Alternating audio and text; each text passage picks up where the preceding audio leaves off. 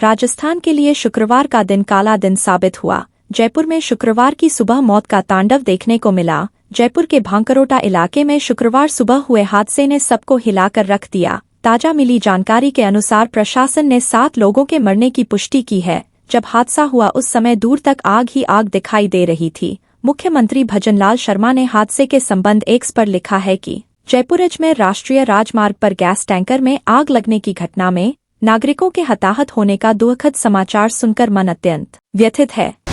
संसद की कार्यवाही शुरू होते ही हंगामा शुरू हो गया, जिसके बाद लोकसभा की कार्यवाही अनिश्चितकाल के लिए स्थगित कर दी गई। दरअसल अम्बेडकर मुद्दे पर शुक्रवार को भी हंगामा जारी रहा। केंद्रीय गृह मंत्री अमित शाह की ओर से राज्यसभा में डॉक्टर BR अम्बेडकर पर की गई टिप्पणी के विरोध में विपक्षी गठबंधन के सांसदों का विरोध प्रदर्शन जारी रहा। लोकसभा ने देश में एक साथ चुनाव कराने से संबंधित 2 विधेयकों को संसद की संयुक्त समिति के पास भेजने के प्रस्ताव को मंजूरी दी। राज्यसभा में भी अम्बेडकर मुद्दे पर हंगामा हुआ, जिसके बाद सदन की कार्यवाही दोपहर 12 बजे तक स्थगित कर दी गई।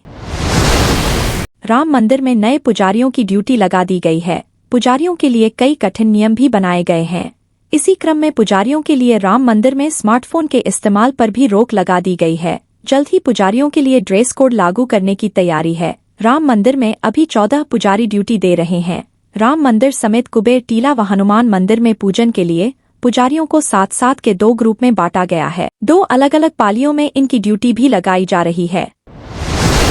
25 नवंबर से शुरू हुआ संसद का शीतकालीन सत्र आज खत्म हो रहा है। करीब 1 महीने तक चले संसद के शीतकालीन सत्र में विपक्ष ने कई बार हंगामा किया। अदानी मुद्दे को लेकर विपक्ष ने सत्ता पक्ष को घेरा। इसके बाद उपराष्ट्रपति और राज्यसभा के सभापति के खिलाफ अविश्वास प्रस्ताव लाया गया। हंगामेदार इस शीतकालीन सत्र के समापन से ठीक 1 दिन पहले संसद के मुख्य द्वार पर एनडीए और कांग्रेस सांसद आमने सामने आ गए। इस दौरान धक्का मुक्की में भाजपा के 2 सांसद घायल हो गए। इसे लेकर विपक्ष के नेता राहुल गांधी के खिलाफ मुकदमा दर्ज कराया गया। पंजाब में बीते 26 दिनों में पुलिस थानों पर 7 ग्रेनेड हमले हो चुके हैं। गुरुवार सुबह करीब 4 बजे गुरदासपुर के बख्शीवाला पुलिस चौकी पर ग्रेनेड हमला हुआ। अब गृह मंत्रालय ने पंजाब डीजीपी गौरव यादव से इन ग्रेनेड हमलों के पीछे के अब तक के इनपुट मांगे हैं।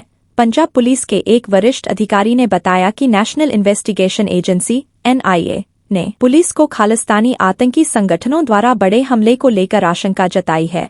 इसी कड़ी में चंडीगढ़ में पंजाब पुलिस और चंडीगढ़ पुलिस हेडक्वार्टर के बाहर सुरक्षा बढ़ा दी गई है। AI इंजीनियर अतुल सुभाष के मामले में निकिता के कोर्ट में दर्ज कराए गए बयान ने कई राज उजागर किए हैं।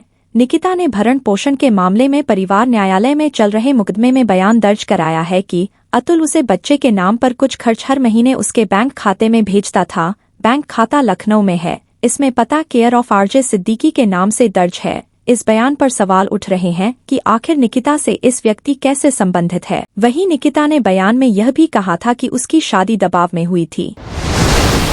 पूरी दुनिया में मशहूर तबला वादक जाकिर हुसैन को गुरुवार को सैन फ्रांसिस्को में सुपुर्द-ए-खाक कर दिया गया। दुनिया के सबसे बेहतरीन तबलावादकों में से एक जाकिर हुसैन का सोमवार को सैन फ्रांसिस्को के एक अस्पताल में निधन हो गया था।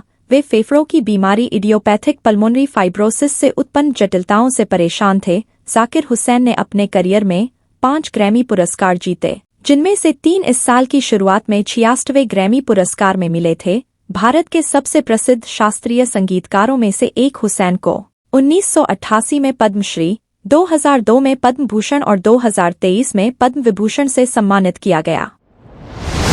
दिल्ली में एक बार फिर स्कूलों को बम से उड़ाने की धमकी मिली है। शुक्रवार तड़के 5:02 बजे द्वारका सेक्टर 3 स्थित DPS स्कूल को बम से उड़ाने की धमकी मिली। सूचना मिलते ही स्थानीय पुलिस के साथ बम निरोधक दस्ता और दमकल की गाड़ियां मौके पर पहुंच गई। चप्पे की तलाशी के दौरान वहां से कोई विस्फोटक नहीं मिला। उधर नोएडा के सेक्टर 126 स्थित लोटस ब्लू वर्ल्ड स्कूल को एक धमकी भरा ईमेल मिला है। इसमें स्कूल को बम से उड़ाने की धमकी दी गई है। बाद में सूचना को फर्जी करार दिया गया।